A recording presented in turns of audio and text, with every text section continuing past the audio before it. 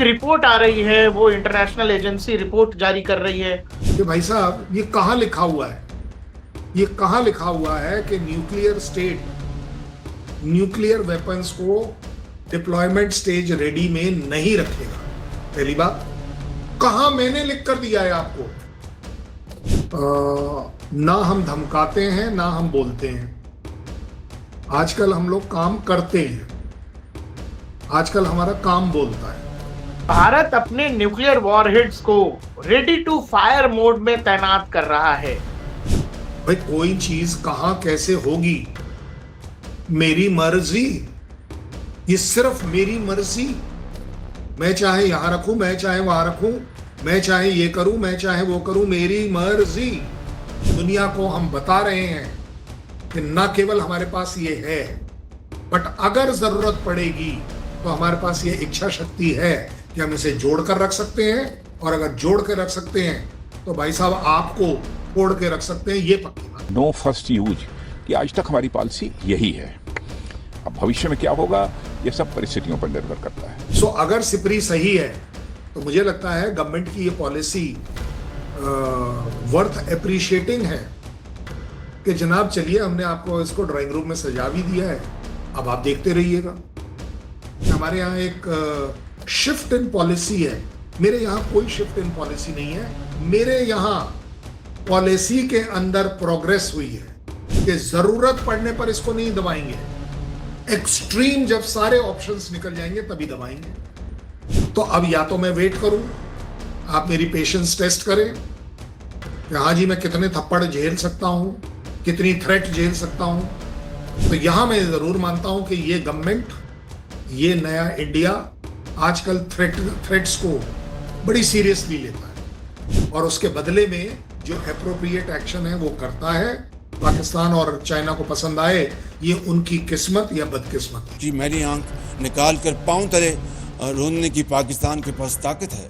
अगर पाकिस्तान पर इंडिया ने हमला किया तो कन्वेंशन वॉर की कोई गुंजाइश नहीं है और ये खूनी और आखिरी जंग होगी और एटमी जंग होगी। पिछले एक आध साल में हमने पाकिस्तान की तरफ से कोई भी न्यूक्लियर थ्रेट नहीं देखा। दुनिया रियलाइज करती है कि इंडिया का न्यूक्लियर होना अपने आप में एक पीसफुल इनिशिएटिव, हम उस बॉम्ब को साथ रखते हुए भी पीसफुल है। ये सीधी बात है कि अगर मेरी मिसाइल रेडी है तो आज के बाद हम किसी को, जो भी हो जाए, जो पंगा ले रहा हो, किसी को रोक कर नहीं मारेंगे, हम ठोक कर मारेंगे। क्या भारत भी कोई बड़ी तैयारी कर रहा है या भारत कुछ देख पा रहा है, समझ पा रहा है? वो ड्रोन एक सेकंड के लिए अगर टर्की से चला या चाइना से चला तभी हम मानेंगे कि वो इन्वॉल्व है या नहीं। दर्शकों नमस्कार, आप देख रहे हैं डीएनपी इंडिया। मैं हूं प्रकाश ललित और हमारे साथ हैं colonel Shailendra Singh sir. Sir बहुत बहुत शुक्रिया डीएनपी को अपना कीमती वक्त देने के लिए।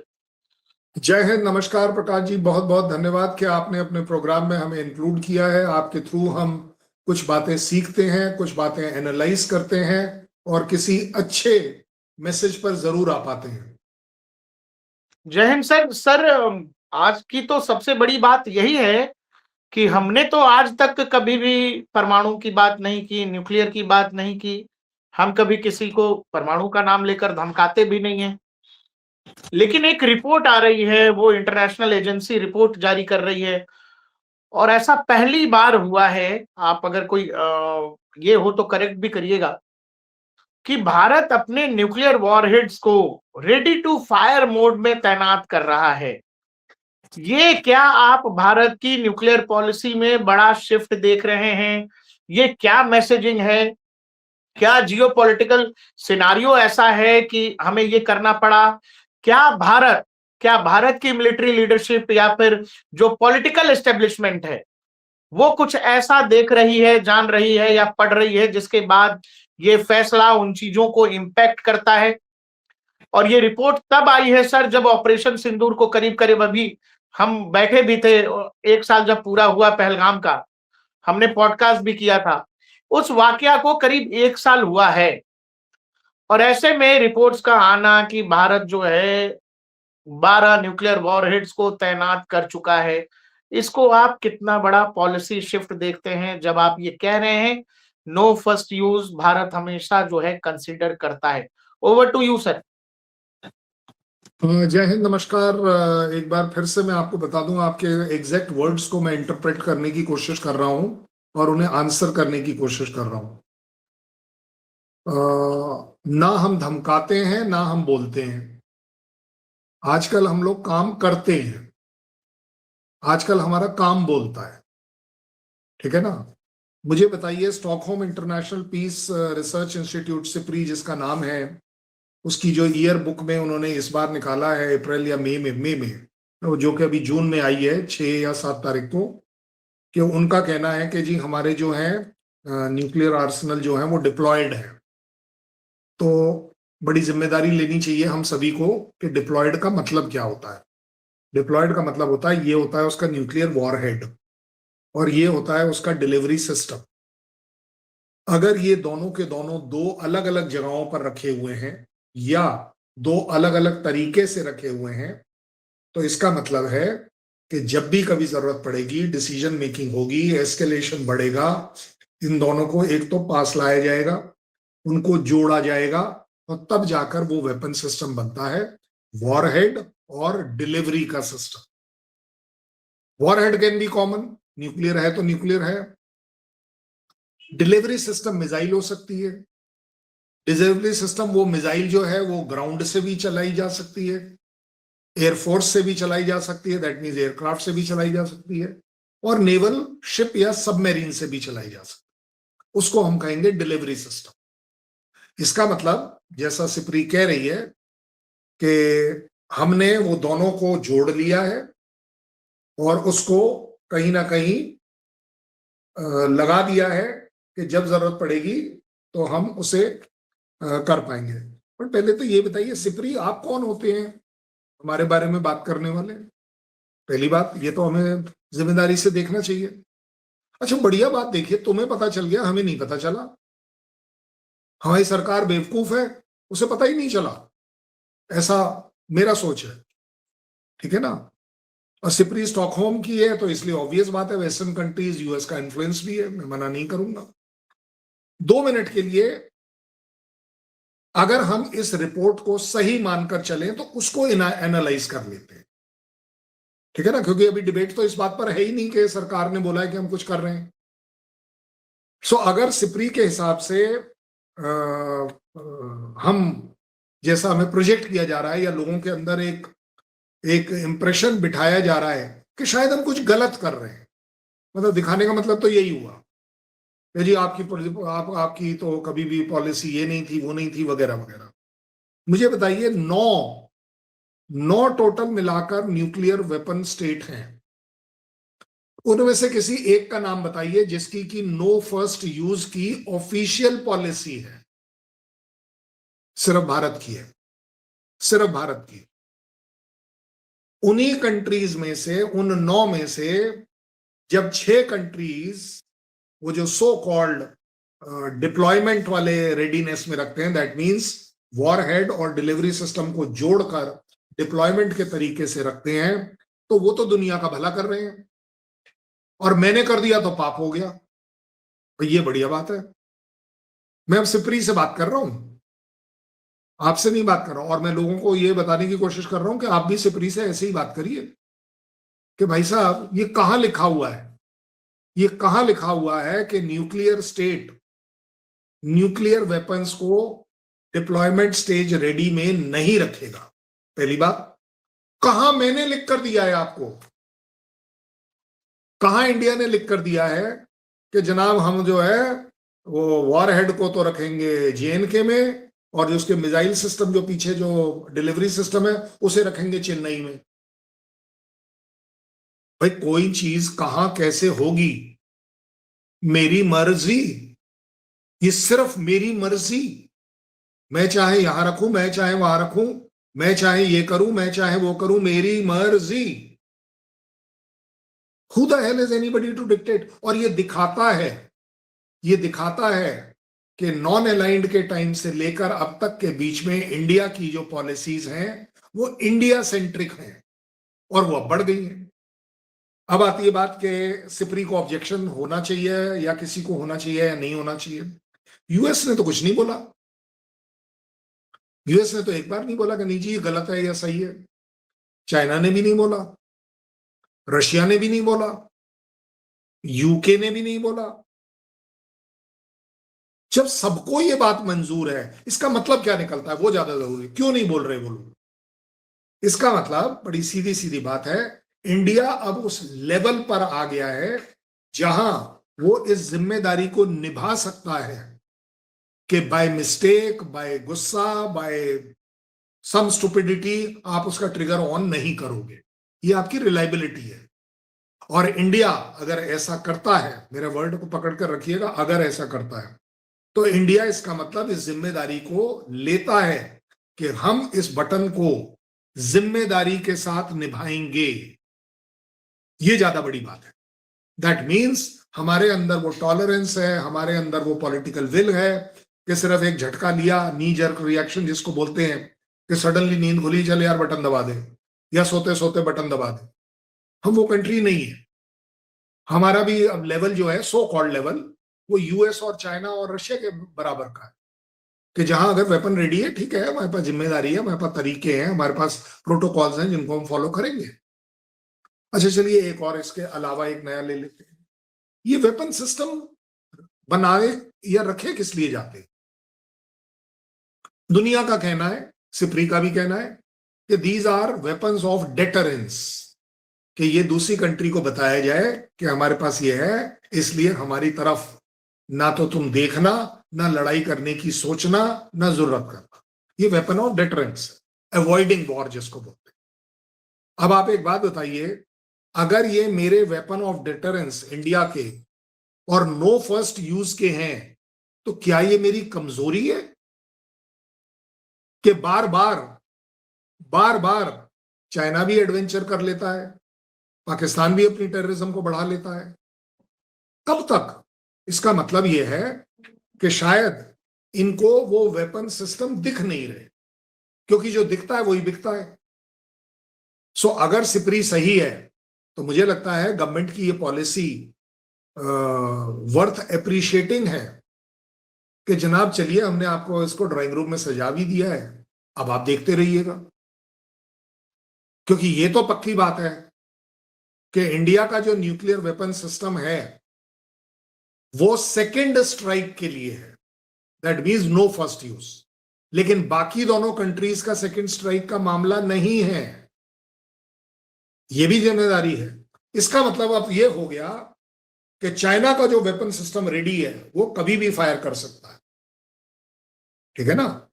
अब जैसे लेटेस्ट शंग्रीला डायलॉग्स में पाकिस्तान के वो जो एक कोर कमांडर हैं, what ever his name is, serving core commander हैं, अब उनका कहना है कि अब जो डिसीजन मेकिंग है वो मिनट्स में नहीं होगी, सेकंड्स में होगी।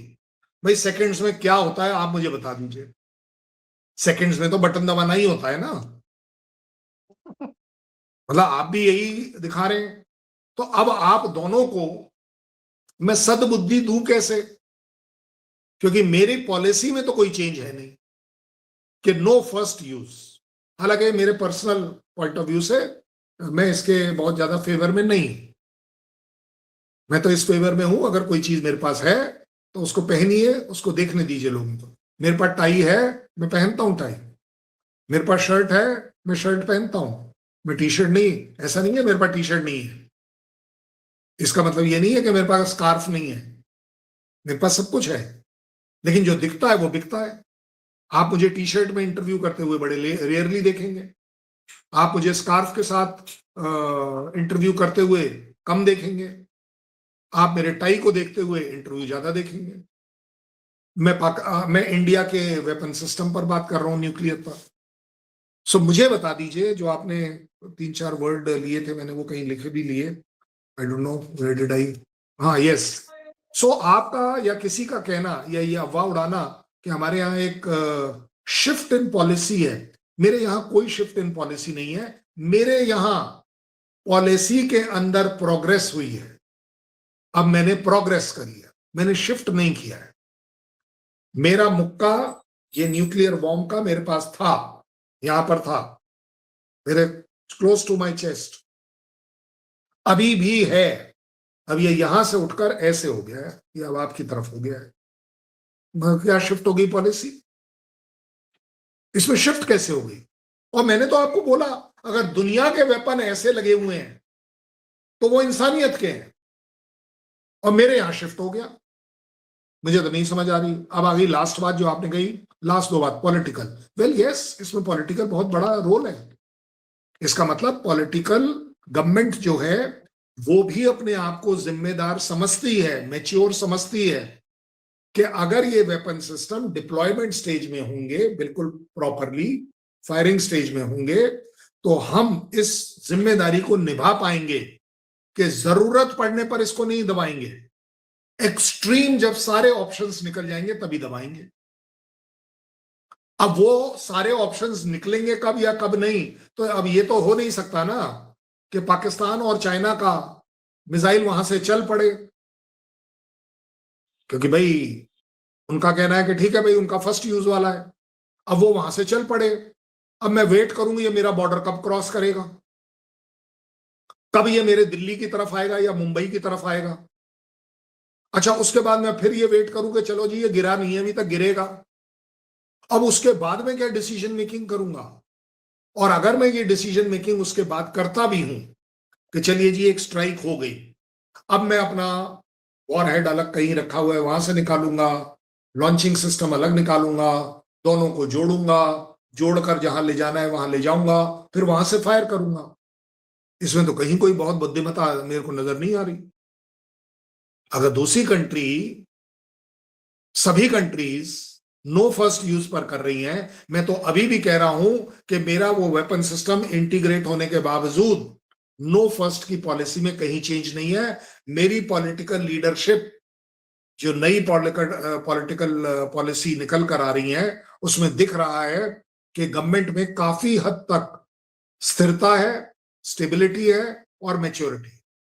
लास्ट ऑपरेशन सिंदूर आपने बोला, ऑपरेशन सिंदूर के दौरान जो बाकायदा बोला भी जाता है कि हमारे आर्मी चीफ ने भी कहा है कि 10 तारीख की रात को इंडिया ने कुछ ऐसी हरकत करी थी जो हमें पता था कि चाइना देख पाएगा और वो इमीडिएटली पाकिस्तान को बताएगा, और पाकिस्तान इमीडिएटली त्राहिमाम करेगा, और जो एक्चुअली देखा जाए प्रूव होता है।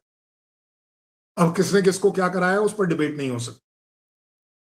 ऑपरेशन सिंदूर के बाद पहली बार उनका एक स्ट्राइक कोर का कमांडर सर्विंग ऐसी स्टेटमेंट देता है कि मिनट्स नहीं सेकंड्स का मामला है। तो अब या तो मैं वेट करूं, आप मेरी पेशेंस टेस्ट करें कि हाँ जी मैं कितने थप्पड़ झेल सकता हूं, कितनी थ्रेट झेल सकता हूं। तो यहां मैं जरूर मानता हूं कि ये गवर्नमेंट, ये नया इंडिया आजकल थ्रेट्स को बड़ी सीरियसली लेता है, सुनता नहीं है, लेता है, और उसके बदले में जो एप्रोप्रिएट एक्शन है वो करता है। अब सिपरी को पसंद आए, दुनिया को पसंद आए, या पाकिस्तान और चाइना को पसंद आए, ये उनकी किस्मत या बदकिस्मती है। ऑपरेशन सिंदूर ने ये जरूर बता दिया देश की आवाम, देश की फौज और देश का पॉलिटिकल स्ट्रक्चर ये इच्छा शक्ति रखता है कि हम स्ट्राइक कर सकते हैं, हम एक बड़ी स्ट्राइक कर सकते हैं। हम पाकिस्तान के अंदर 300 किलोमीटर अगर स्ट्राइक कर सकते हैं, तो अगर मेरी अग्नि 5 का 5000 किलोमीटर का रेंज है, जो चाइना का क्लेम है कि नहीं जी वो 5000 नहीं है वो 8000 है, क्या विडंबना है। मैं कह रहा हूं मेरे पास का क्षमता है 5 की, चाइना बोलता है नहीं जी आपके पास है 8 की। क्यों? क्योंकि भैया उसे भी मालूम है 5000 वाली पाकिस्तान के लिए तो बनी नहीं है। अब कहीं कोई र्यूमर आपको उड़ा देगा कि नहीं जी इसका मतलब क्या, आप जैसा कि बोला जा रहा है कई जगह कि कहीं यूएस के लिए तो नहीं कर रहे हैं। तो जनाब यूएस ने जो लेटेस्ट रिपोर्ट आई है उनकी, US annual threat assessment report eight senate intelligence committee, जो हर साल आती है एनुअल रिपोर्ट, तो उसमें जो डायरेक्टर नेशनल इंटेलिजेंस हैं उनकी रिपोर्ट में भी ये कहा जा रहा है, 2 रिपोर्ट्स में 5 कंट्री हैं दुनिया में जो यूएस के अगेंस्ट जा सकते। पहला कंट्री है पाकिस्तान। सोचिए, गोद में खेलने वाला पाकिस्तान, इसीलिए वो उसको गोद में खिला रहे हैं। दूसरा कंट्री है रशिया, तीसरा है चाइना, चौथा है नॉर्थ कोरिया और पांचवा है ईरान। ईरान के पास है नहीं है जो भी है, इंडिया का नाम नहीं है इसमें। इंडिया को as a military threat, nuclear threat दुनिया में कोई देख ही नहीं रहा, जिसको मेरे गलत शब्दों में कहूंगा शायद तुम हमें हल्के में ले रहे हो। न्यूक्लियर बॉम्ब हमारे काफी भारी हैं। चलिए एक आखिरी बात कर देते हैं इसी पर। मैंने तो ये बना लिए और डिप्लॉय भी कर दिए जैसा सिप्री कह रही है। पाकिस्तान जो अपने टैक्टिकल न्यूक्लियर वेपन नए बना रहा है, नए टैक्टिकल, दैट मीन छोटे वाले 5 किलो टन के, 7 किलो टन के, उस पर कोई किसी का ऑब्जेक्शन क्यों नहीं है? वो सिप्री की रिपोर्ट में वो क्यों नहीं है? वो हाईलाइट क्यों नहीं हो रही? आप बताइए। ये जो 6 सैटेलाइट उन्होंने अभी अभी चाइना के थ्रू लॉन्च किए हैं, वो इंडिया सेंट्रिक जो 6 हैं, क्यों भाई? इंडिया से क्या तकलीफ है? सो अब वर्ल्ड में ये मैनिपुलेशन होती है, लेकिन मैं आपको, अपने आप को और अपनी आवाम को ये जरूर बताना चाहूंगा, टेक प्राइड इन इट। इसमें झुकने की कोई बात नहीं है, शर्मिंदा होने की कोई बात नहीं है, घबराने की कोई बात नहीं है।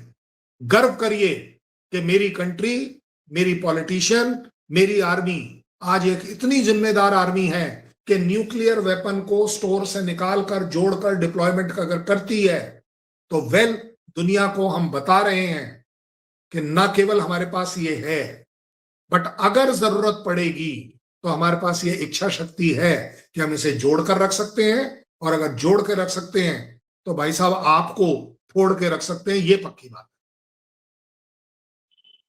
सर, आज से करीब 4-5 साल पहले और ऑपरेशन सिंदूर के बाद भी कई बार मुझे 6 साल पुराना एक रक्षा मंत्री का बयान याद है, जिसमें उनसे पूछा गया कि सर क्या हम नो फर्स्ट यूज की पॉलिसी को आगे भी बरकरार रखेंगे। उस पर उन्होंने कहा कि ये तो फ्यूचर की कंडीशंस पर, कि भविष्य में क्या परिस्थितियां होंगी उस पर ये डिपेंड करेगा।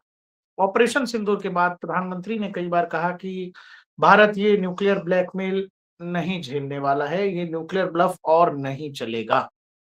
और अब सिप्री को ये रिपोर्ट कहां से आई, क्या हमने ही लीक कर दी, या फिर जहां से भी ये रिपोर्ट आई, अगर इसमें 1% की सच्चाई है तो क्या भारत आने वाले खतरे को देखते हुए प्रिएम्प्ट भी कर सकता है? जो कहा रक्षा मंत्री ने, आप उसमें क्या पढ़ रहे हैं, क्या देख रहे हैं?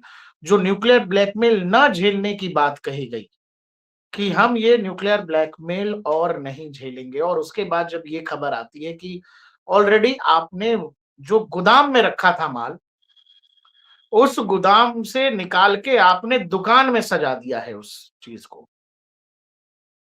तो ये जो मैसेजिंग है। दूसरा क्या है कि भारत का जो अपना सैन्य मिजाज है, भारत का एक देश के तौर पर जो दुनिया में मिजाज है, जिस आधार पर आपके देश को, आपकी सेना को, आपके मिलिट्री लीडरशिप को या पॉलिटिकल लीडरशिप को जो एडवर्सरीज हैं वो मापते होंगे कि हाँ भाई भारत ये कर सकता है, ये नहीं कर सकता है।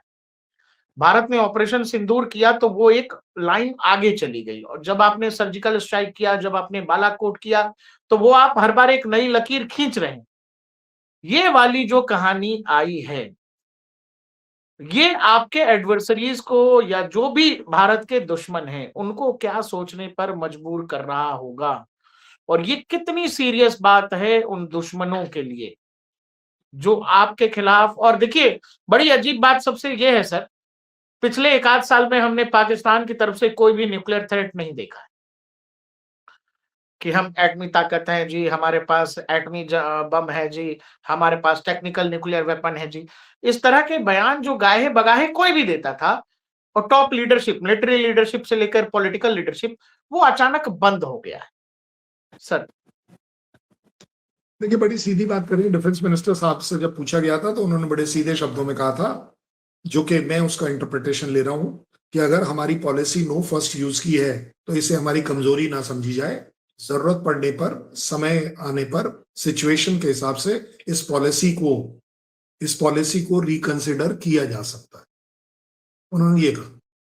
अब वो रिकंसिडर का क्या मतलब है, ये तो मुझे लगता है कि सिवाय इसके और क्या रिकंसिडर हो सकता है कि हाँ जी, ये वेपन सिर्फ हमने इसलिए तो रखे नहीं है कि आप ही हम पर स्ट्राइक करेंगे। सो वो बड़ी क्लैरिटी है। जहां तक बात है कोई बोले या ना बोले, पाकिस्तान का बार बार ये बोलना कि nuclear nuclear nuclear, prime minister ने उन 4 दिनों में एक नई पॉलिसी निकाली जो वर्ल्ड की पहली पॉलिसी है जो 4 दिन में बनकर निकल कर आई है, जब उन्होंने कहा कि न्यूक्लियर ब्लैकमेल या ब्लफ हम नकारते हैं। सो मुझे आप एक बात बताइए कि इसका मतलब क्या निकल कर आता है? इसका मतलब निकल कर ये नहीं आता कि मैं आपके ऊपर स्ट्राइक करूं, नहीं। न्यूक्लियर ब्लफ का मतलब ये होता है कि आपका ये थ्रेट अपने लिए रखना कि जनाब हम न्यूक्लियर हैं, हम तो न्यूक्लियर मार सकते हैं, पहिया पहिया के बम मार सकते हैं, 50 ग्राम के, 100 ग्राम के। वेल, आप मार लीजिए, आज के बाद हम इस वजह से नहीं रुकेंगे कि आप न्यूक्लियर हो या आपके पास न्यूक्लियर बम है। इस वजह से हम कभी नहीं रुकेंगे। हमारे अपने कंट्री की जब जैसे नाजुकता के हिसाब से जरूरत पड़ेगी, हम उस हिसाब से अपने तरीके से इस लड़ाई को या टेररिज्म को लड़ेंगे। न्यूक्लियर ब्लफ के चक्कर में आप ये मत समझिएगा कि आपका मुरीद के जो है वो सेफ है, वो आपके जो सो कॉल्ड किराना हिल जो है वो भी सेफ है, या 300-400 किलोमीटर के इलाके में कौन सा लंबाई और चौड़ाई पाकिस्तान की, कौन सा ऐसा शहर है जहां हम नहीं आ सकते? हम आ सकते हैं। और अब तक अगर हम सिर्फ मिसाइल और ड्रोन से आए हैं तो डोंट बी सरप्राइज्ड कि हम इस बात को आगे भी बढ़ा लें। तो इसलिए वो जो आपने बोला है कि शो विंडो में रखना इन जैसी कंट्रीज के लिए बहुत जरूरी है, क्योंकि जो बार बार गिर कर भी ना सीखे उसी का नाम पाकिस्तान होता है। दुनिया में इकोनॉमी है नहीं, रिसोर्सेज है नहीं, न्यूक्लियर है, और न्यूक्लियर की थ्रेट जो है वो दुनिया में सब जगह दे देंगे। आप मुझे एक बात बताइएगा कि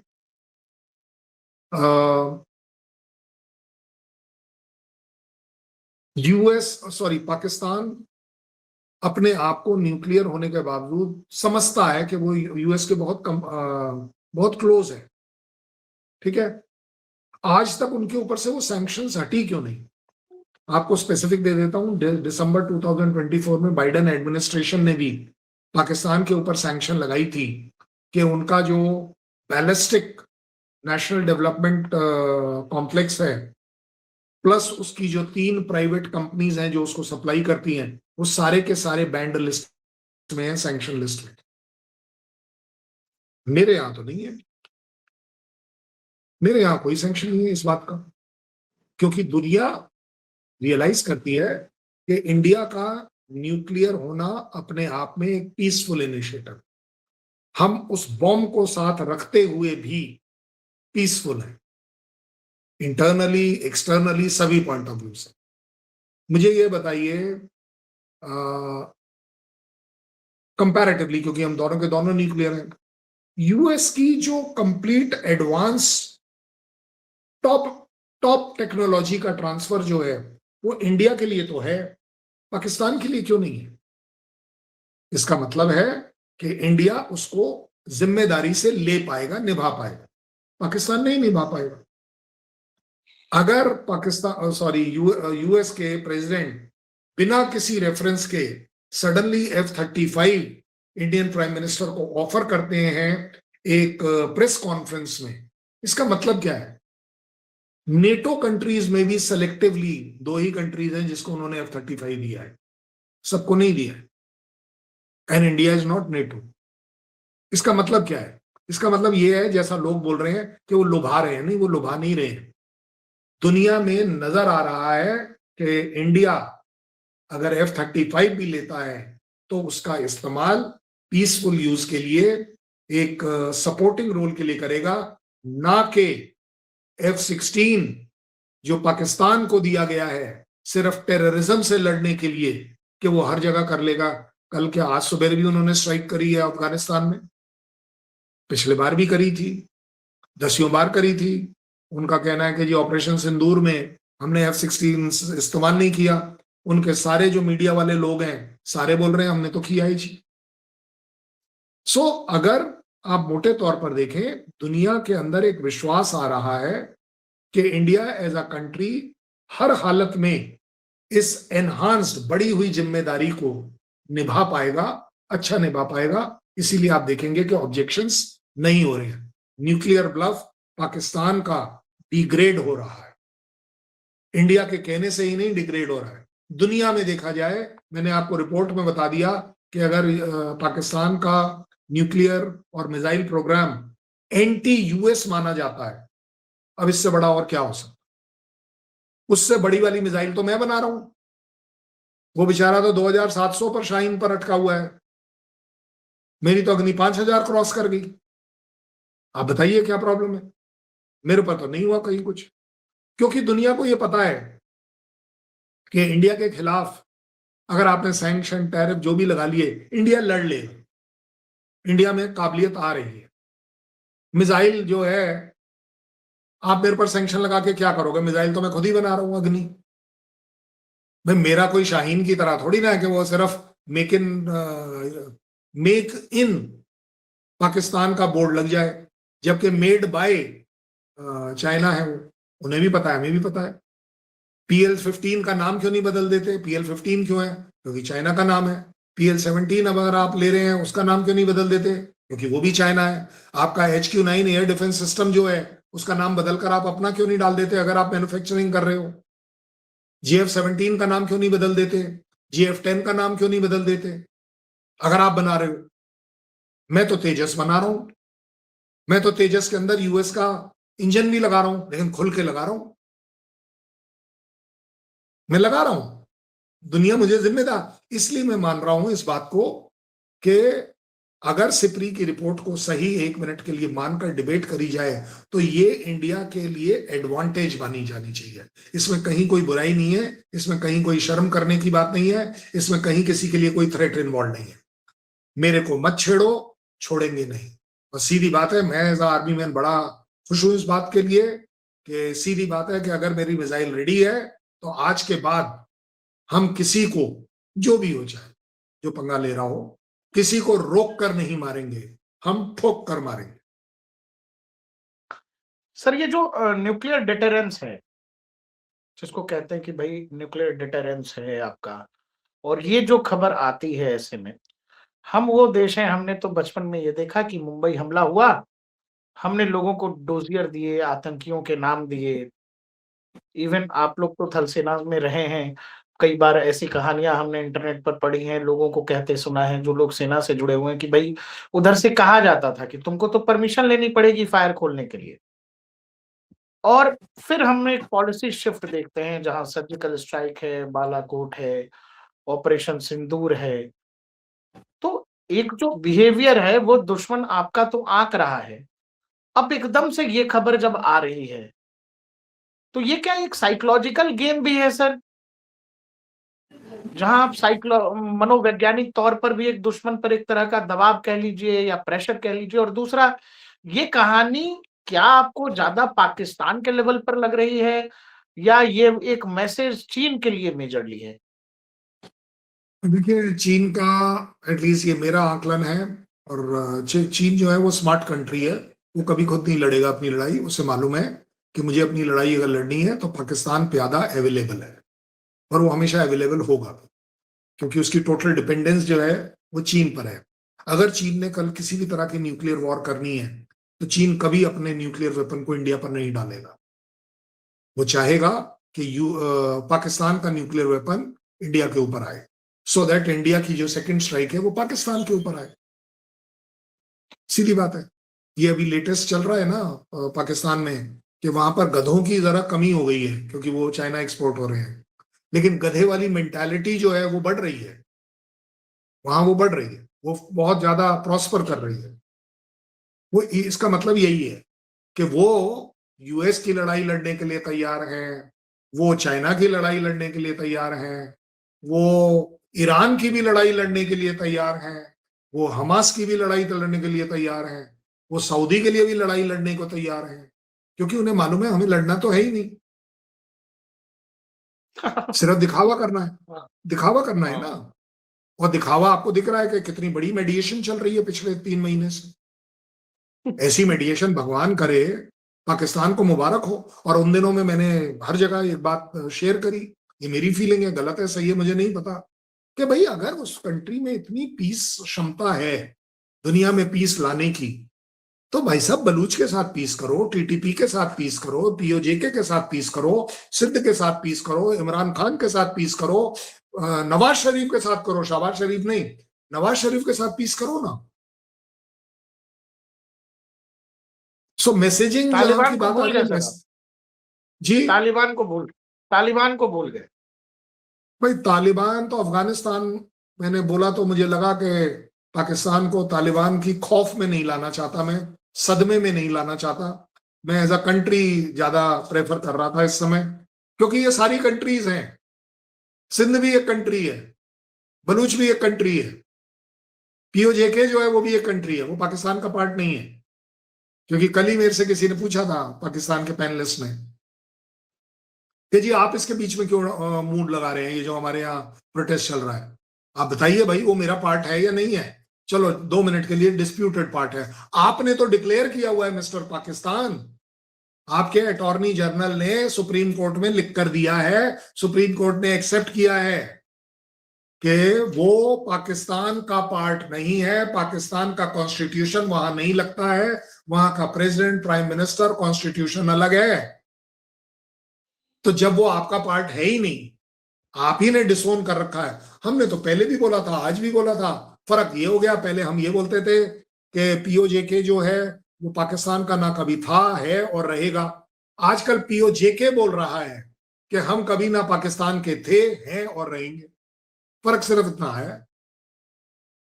सो सेम गोज, अगर मैसेजिंग की बात कर रहे हैं तो मैसेज तो सिर्फ उसके लिए है ना जिसने तकलीफ पैदा करनी है, और अगर वो सो कॉल्ड जिसने पैदा करनी है उसके अंदर अगर कोई वो गधे वाली मेंटालिटी है, तो उस गधे मेंटालिटी में उसको नहीं समझ आती कि स्ट्रैटेजिक चीजें क्या होती हैं। भाई तू बोल दे हर बार कि न्यूक्लियर न्यूक्लियर न्यूक्लियर, तो इंडिया के पास क्या अंडे रखे हुए हैं जो हम तेरे ऊपर अंडे मारेंगे? नहीं आप ही बताइए अंडों का ना। जिक्र बंगाल के चक्कर में तो नहीं कर रहे हैं। नहीं नहीं नहीं, मैं तो हर उस जगह के लिए ये जिक्र कर रहा हूं जिसने अपना मुंह बचाना हो। अगर आपका मुंह गलत जगह, मैं तो बोल रहा हूं ना, मुंह अगर गलत जगह खोलोगे कि हम न्यूक्लियर हैं, तो भाई साहब दूसरा इंडिया क्या है फिर? मतलब आपको बताने की जरूरत पड़ती है, हमें तो बताने की जरूरत नहीं पड़ती।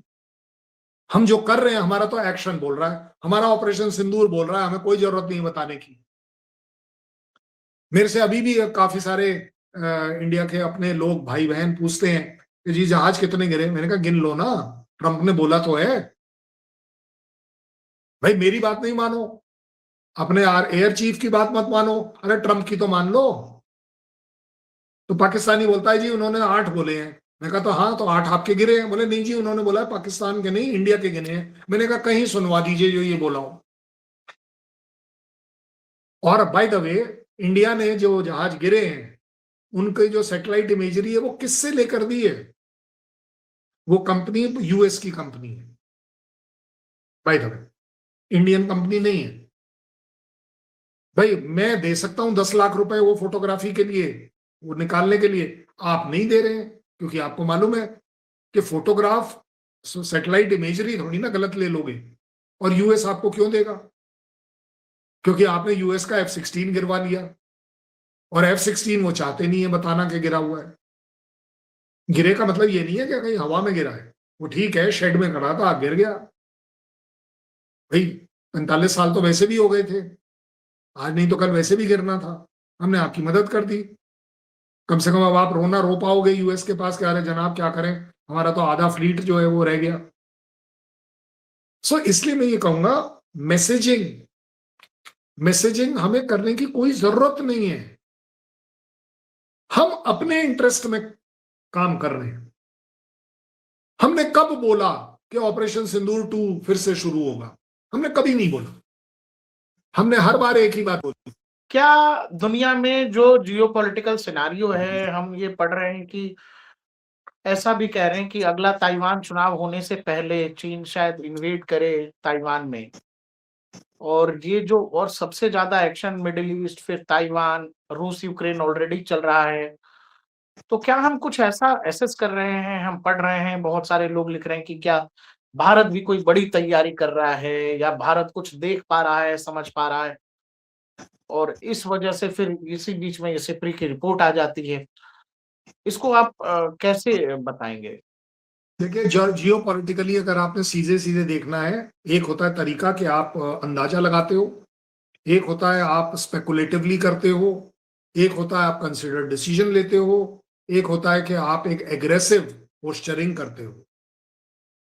मेरा आकलन कहता है कि ऑपरेशन सिंदूर में मैंने जो सीखा वो ये सीखा कि पाकिस्तान कभी भी अपनी कोई लड़ाई अकेले नहीं लड़ेगा। अब तक हमें डाउट था, पता नहीं क्यों डाउट था, और अभी भी हम बेनिफिट ऑफ डाउट दे रहे हैं कि चाइना ने उसकी मदद करी, इंटेलिजेंस में मदद करी, सैटेलाइट में मदद करी। अब तो चाइना ने खुलकर ये भी बोल दिया कि उनके लोग पाकिस्तान में हाजिर थे वो सिस्टम्स को ऑपरेट करने के लिए। टर्की मान रहा है कि उनके ड्रोन फ्लायर्स जो थे वो पाकिस्तान में हाजिर थे, कि यस वो ड्रोन्स को कंट्रोल। पाकिस्तान के पास अदरवाइज ये टेक्नोलॉजी कहां से आ जाएगी 2 दिन में? एक जहाज को और एक मैंने ये ड्रोन वाला कोर्स किया हुआ है, उस 3 महीने में मैं सिर्फ इतना समझ पाया कि हाँ जी ड्रोन उड़ता है। उसके बाद आपको सालों साल का एक्सपीरियंस चाहिए होता है कि आप एक्चुअली ड्रोन उड़ा पाए या फिर कोई जहाज उड़ा पाए। यूएस का स्टैंडर्ड है, मेरा नहीं है, यूएस से, जहां सिमुलेटर्स की कोई कमी नहीं है। एक जहाज के ऊपर महारत हासिल करने में 2 से 5 साल लगते हैं। ड्रोन का कम है लेकिन भाई सब सेम है, टाइम लगता है। इसका मतलब मेरे लिए जो निकल कर आया, ये मेरा पर्सनल गलत हो सकता है सोच या सही, मुझे नहीं पता, मैं अपनी जगह सही हूं। मुझे अगर लड़ाई की तैयारी करनी है, क्योंकि मेरा पूरा पूरा विश्वास है कि पाकिस्तान इस तरह की नापाक हरकत बार बार करेगा और ये एक लड़ाई की तरफ जाएगी, चीज बड़ी या छोटी कोई बड़ी बात नहीं, लेकिन जाएगी जरूर। और अगर किसी भी तरह की लड़ाई होती है तो चाइना और टर्की उसका पार्ट होगा। इस बार छोटा पार्ट था जैसा लोगों ने कह दिया, अगली बार बड़ा भी तो हो सकता है। वो ड्रोन 1 सेकंड के लिए अगर टर्की से चला या चाइना से चला तभी हम मानेंगे कि वो इन्वॉल्व है या नहीं है। या यूएसए की तरह कर लें कि अपाचे हेलीकॉप्टर गिर गया तो चलो जी 1 स्ट्राइक कर दो, अगर 2 पायलट मर जाते तो 2 स्ट्राइक कर दो। ये तो तरीका नहीं है ना भाई। चाइना के साथ अगर जरा, आपने बड़ा अच्छा सवाल किया है कि भाई चाइना अगर ताइवान में कुछ करता है, और वो करने के इंडिकेटर इसलिए अवेलेबल है क्योंकि ये बहुत सही समय है चाइना के लिए। रशिया मना कर नहीं पाएगा, वो इन्वॉल्व है। यूएस मना कर नहीं पाएगा क्योंकि वो भी इन्वॉल्व है। बाकी दुनिया मना तो क्या, चुपचाप बैठने वाली। वो तो पत्रकारों के सवाल पे मुंह फेर के चला गया डोनाल्ड ट्रंप चीन में सर, ताइवान के हाँ तो सवाल। मैं इसीलिए बोल रहा हूं ना, तो इसलिए वो इन्वॉल्व नहीं होगा। अब अगर इन्वॉल्व वो करेगा तो किसको करेगा? यूएस इन्वॉल्व करेगा पाकिस्तान को, पाकिस्तान इन्वॉल्व होगा नहीं क्योंकि उसके बड़े इकोनॉमिक इंटरेस्ट इन्वॉल्व है। तब जाकर उन्हें एकदम से याद आएगी कि नहीं, भारत अकेला है जो चाइना को काउंटर कर सकता है, क्योंकि वो बताएगा भारत को कि भाई आपका जो बॉर्डर डिस्प्यूट है हम उसमें आपको सपोर्ट कर देंगे। कुछ ऐसी बात होगी, और क्या करोगे भाई? 2 दिन में आप अपने जहाज तो मुझे दे नहीं दोगे, और दे भी दोगे तो किस काम के? सो इसलिए एक सिचुएशन ये जरूर बनती है कि कन्फ्लिक्ट जैसे जैसे बढ़ रहे हैं, हम देख रहे हैं कि एक अकेला कंट्री कन्फ्लिक्ट में नहीं रह रहा, कन्फ्लिक्ट में बढ़ रही हैं कंट्रीज। पूरा यूरोप जो है, अगर वो यूक्रेन का साथ दे रहा है तो यूरोप इसी वजह से दे रहा है कि उनका डर है कि आज नहीं तो कल रशिया हमें भी टारगेट करेगा।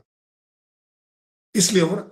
यूएस देख लीजिए भाई, यूएस को इस लड़ाई में धमकाने की क्या जरूरत है? यूके, फ्रांस और इन सबको। कोई भी अपनी लड़ाई आज अकेले लड़ना नहीं चाहता। इसलिए इंडिया की इंपॉर्टेंस जियोपॉलिटिकली बड़ी ही क्रिटिकल हो जाती है कि अगर आपने अब इस तैयारियों को नहीं दिखाया, इस इच्छा शक्ति को नहीं दिखाया, इस पॉलिटिकल विल को नहीं दिखाया कि अगर मेरे पास न्यूक्लियर वेपन है तो वो सिर्फ स्टोरेज के लिए नहीं है, वो ड्राइंग रूम में लगे हुए हैं, बिल्कुल सही हालत में लगे हुए हैं। और मैं तो कहता हूं एक डिक्लेरेशन में कोई बुराई नहीं है कि जरूरत पड़ने पर इनका सही इस्तेमाल किया जाएगा। ये जो फर्स्ट यूज और सेकंड यूज जो है ना, ये वाला मामला अब हमें नहीं रखना चाहिए। हमारा मामला सीधा सीधा होना चाहिए। जब भी हमें जरूरत पड़ेगी इसका इस्तेमाल, अगर किसी ने हमें मजबूर किया तो हम जरूर करेंगे। पॉलिसी शिफ्ट कैसे हो जाएगी? पॉलिसी तो हमारी पीसफुली रही ना। अगर जरूरत पड़ी, अगर टेररिज्म करोगे तो ऑपरेशन सिंदूर होगा। अगर ऑपरेशन सिंदूर में 3 कंट्री मेरे ऊपर स्ट्राइक करेंगी तो भाई साहब मेरे को स्ट्राइक करना है। अगर वो कंट्रीज डायरेक्टली इन्वॉल्व नहीं होंगी तो वो इसीलिए इन्वॉल्व नहीं होंगी कि इंडिया का न्यूक्लियर वेपन सिस्टम अब असेंबल करने की जरूरत नहीं। वो 12 मिसाइल या 12 जगहों से वो मिसाइल ऑब्लिक न्यूक्लियर वॉरहेड आ सकता है। और वो 12 को अलग करने का मतलब ही यही है कि कल आप सोचें कि मैं साइबर रोक दूंगा, मैं फिजिकल रोक दूंगा। वेल, मुझे नहीं पता कि अरिगात कहां होगी उस समय, अरिहंत कहां होगी सबमरीन, हमें क्या पता। ढूंढते रहो आप। आपको क्या लग रहा है ये 12 के 12 मैंने दिल्ली के चांदनी चौक में लगा रखे हैं? भाई साहब, हम भी इतने समझदार हैं, हमें भी समझ आती है।